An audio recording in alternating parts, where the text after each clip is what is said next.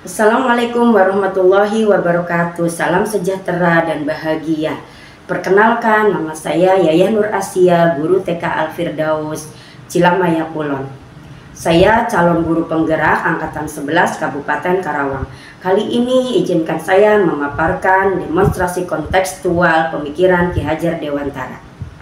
Memahami pemikiran Ki Hajar Dewantara dalam konteks kekinian. Presentasi kali ini akan membahas relevansi pemikiran Ki Hajar Dewantara di era modern. Kita akan menelusuri nilai-nilai utama dalam pemikiran dan mengkaji bagaimana pemikiran tersebut dapat diterapkan dalam pendidikan saat ini. Tujuan dari pemaparan demonstrasi kontekstual ini adalah meningkatkan pemahaman tentang nilai-nilai budaya luhur seperti gotong royong, saling menghormati, bekerja sama. Kemudian menerapkan nilai-nilai budaya tersebut dalam pembelajaran seperti melalui kegiatan kerja kelompok, diskusi, dan refleksi diri.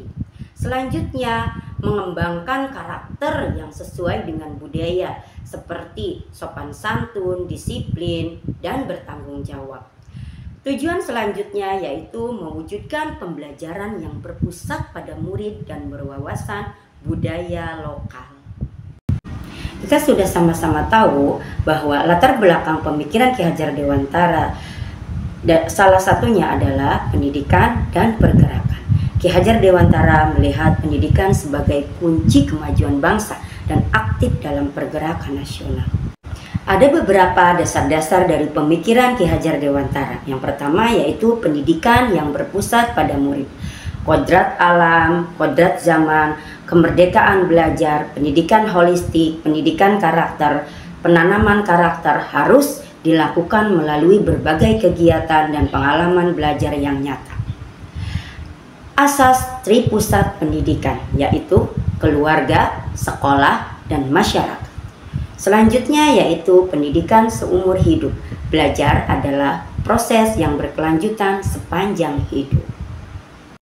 Kita melihat relevansi pemikiran Ki Hajar Dewantara di era modern ini, yaitu pertama, pendidikan berkarakter. Yang kedua, pentingnya pendidikan yang tidak hanya berfokus pada ilmu pengetahuan, tetapi juga pembentukan karakter dan moral sangat relevan dengan kondisi saat ini.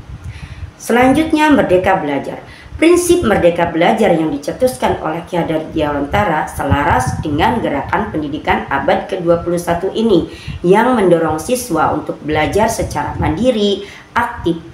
Pembelajaran tidak lagi terpaku pada buku teks dan hafalan, tetapi didorong untuk lebih kreatif, inovatif, bermakna bagi kehidupan nyata. Tantangan implementasi pemikiran Ki Hajar Dewantara yaitu globalisasi dan individualisme. Meningkatnya pengaruh budaya asing dan individualisme bisa menggerus nilai-nilai luhur dalam pemikiran Ki Hajar Dewantara. Kemudian tantangan selanjutnya yaitu adanya pendidikan yang berpusat pada guru. Masih ada pendidikan yang menggunakan peran guru sebagai sumber utama informasi.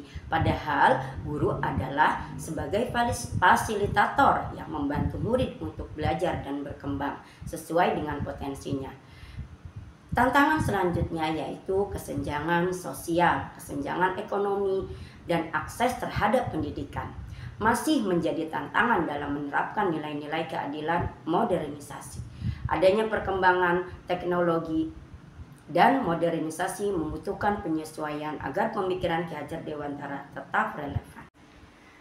Nah, bagaimana seorang guru dapat membuat strategi serta menerapkan dan mengaktualisasikan pemikiran Ki Hajar Dewantara, yaitu 1.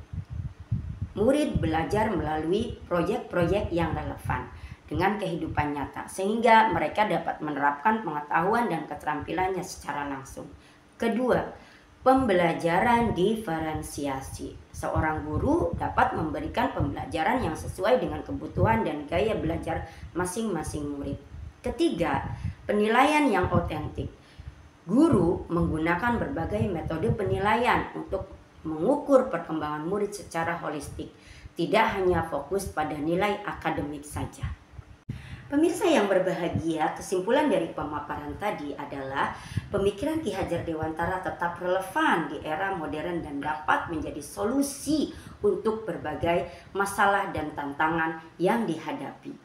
Pentingnya pendidikan yang berfokus pada pembentukan karakter dan nilai-nilai luhur. Kemudian diperlukan kerjasama berbagai pihak untuk mengimplementasikan nilai-nilai Ki Hajar Dewantara dalam kehidupan nyata. Rekan guru yang berbahagia, saya akan memberikan sebuah metafora sebagai penutup. Pohon yang berbuah manfaat. Tujuan akhir pendidikan menurut Ki Hajar Dewantara adalah untuk menghasilkan manusia yang merdeka dan utuh.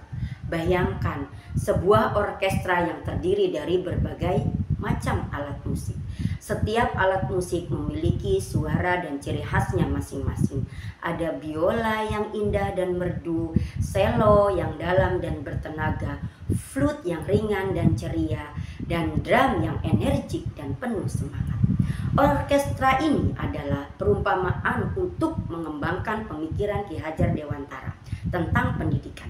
Ki Hajar Dewantara memandang bahwa setiap anak memiliki potensi dan bakatnya masing-masing, seperti halnya alat musik yang unik dan berbeda.